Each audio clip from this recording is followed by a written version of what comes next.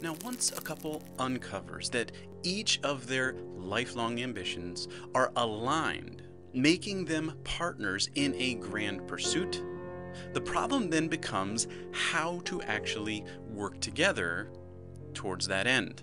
And although we think this would be instinctive, as we can see in our culture and our world, things don't always work out as we hope.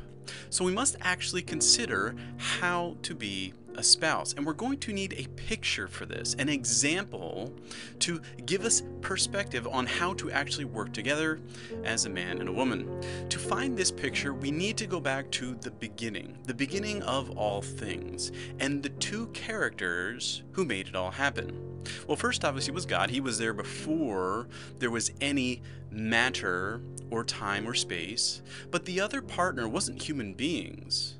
It was the anatomical world itself, what we refer to as creation. So you have two partners here. You have a masculine creator and you have a feminine creation, and they worked together. God, as the masculine creator, pushed his knowledge, formed and separated the material world into an expression of his desire. The created world responded by working with the creator. So you have these two large-scale characters. And it shouldn't then be surprising that at the end of the sixth day of creation, the final manifestation was an individual masculine creator and an individual feminine creator. And this had two purposes. First, God was summarizing his work. The completion of all this glorious creation is the man and the woman. But the second reason is much more important. God wanted to continue his work. In the same way that it was being done during the first 6 days, he wanted that to continue indefinitely with human beings, having an embodied masculine creator and an embodied feminine creation. And as they come together, they would perpetuate that creative process that we saw during the 7 days. But God wanted to work on the inside of us, and then we would do the external creation. And that was his intention. So that's our picture. We have two individuals need to come together to create masculine creator and feminine creation. Let's take a look at the masculine creator first, the man. And to understand the man's role, we need another picture, which is to look inside the inner world. And this is the mystery of marriage, the one flesh. One flesh is not what happens during sex. It's not what happens when you get married. Those are expressions of the one flesh. The one flesh is really the two souls, two minds, two hearts, and two bodies living together within one inner world. And they each, in marriage, have their own creative process. Each soul has their spiritual ambition, the thing they're excited about, and they give that ambition to their mind. The mind makes a picture of it, how it's going to look. That picture is given to the heart. The heart feels, oh, here's how it's going to work. And that emotion then goes to the body, and the body acts it out into the world. Now, when you join together in marriage, these two processes come into the same inner world, and they start mingling and working together in oneness. But it's important to note too that there's something taking place before the soul, and that is the spiritual union with God. And you'll notice each soul, both the man and the woman's soul, each soul has a distinctively separate union with God. Within the marital union, there is no soul bonding. Why? Because God does not share his bride. The human soul is what he came to take for himself as his bride. He didn't come to take the mind, heart, and body, otherwise he would have made them live eternally.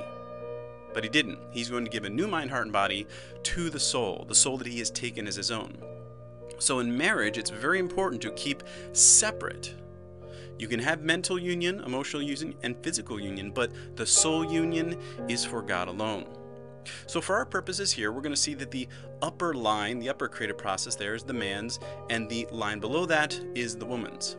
So when a man has a spiritual union with God, he's fascinated by this masculine creator coming into his soul and moving him around and giving him cool stuff and pouring out passion and intensity upon him. And then guess what?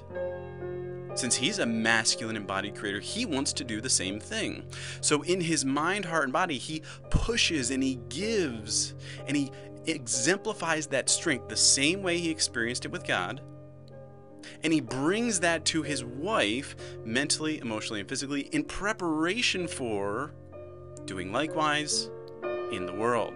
So he dances with her, pushes and pulls and moves her around. They'll even rest together, and he's the prop, the structure that she leans on, that strength, or the kiss where he lifts her up. All of these are expressions of what the man's soul first tasted with God. And he uses the kiss and the rest and the sleep, whatever the expression is, he's using that for the purpose of showing first his wife and then the whole world the God that he's experienced in spiritual union. So as the man plays the role of the creator, the woman likewise wants to partner to help him as the feminine creation. And each woman is a singular embodiment of the entire created universe. So in her individual union with God, although she's aware, yes, God is filling her and giving these things to her, she's not specifically focused on him giving to her. What she's more focused on is, how am I helping him unite with me? How am I enticing God to give me more? How am I alluring him with my ache and my emptiness and my longing and my thirst and my artful temptation of God? And then guess what? She wants to express that out mentally, emotionally, and physically. She doesn't give her thoughts, emotions, and actions. She uses her thoughts, emotions, and actions to pull her husband towards her, to bring forth union by attraction.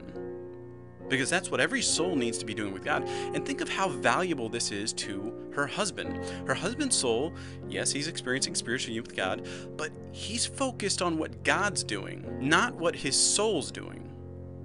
So when a man experiences union of all sorts with his wife, he's experiencing an artist of pull.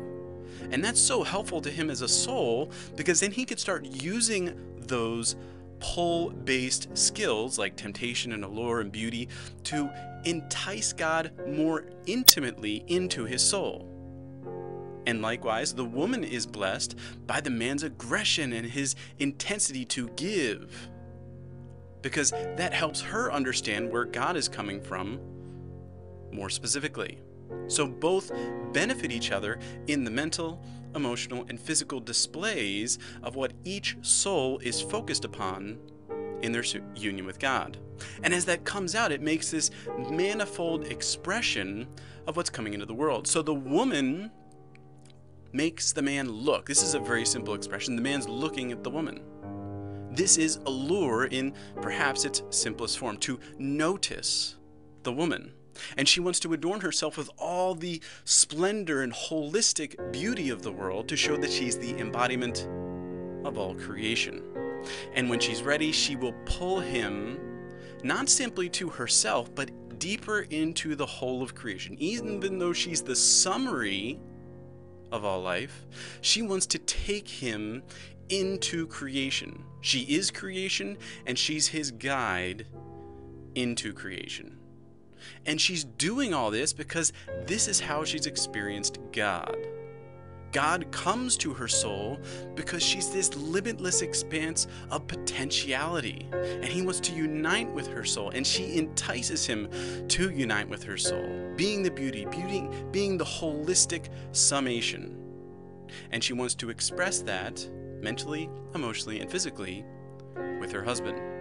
So as we see these two realities taking place, the masculine creator giving and pushing and being that place of strength in the union, and the feminine pulling and enticing and being that softness, welcoming in the creator, what is this all for? What are the man and the woman doing together as they embody the creator and the creation? Well, they're forming a shared destiny, a destiny that will express both of their spiritual experiences with God. So when we look at what's happening here, each soul experiences God in a different way, and then they play the role that's most important to them with their mind, heart, and body. And what comes out is a melding of those two roles, a fusion of oneness. You never reach a perfect oneness here.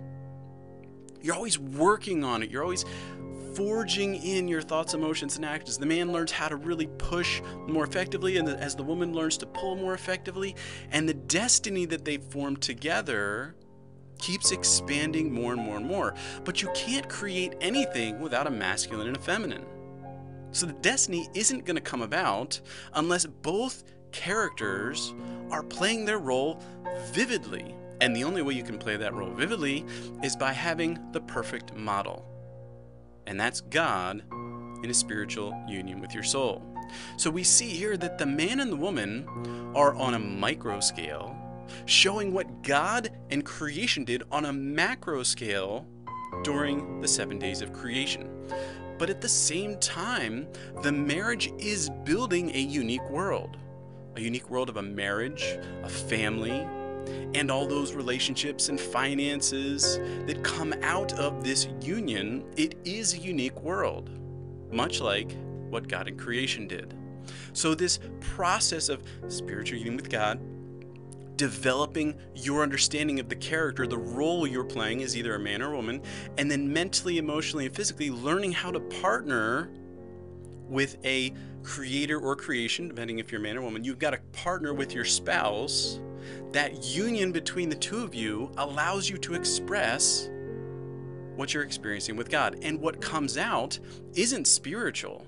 It's a material expression, a material destiny that you're building together, this unique material world. So as the marriage develops, you move more and more deeply into the role that is most natural for your body. Masculine creator for the man, feminine creation for the woman, and you build that unique world. It's a shared destiny that expresses both of your understandings of God in a way that neither of you could do individually. So as we take a step back and look at this from the macro perspective, we can see that a couple creates a unique world together, much like God and creation.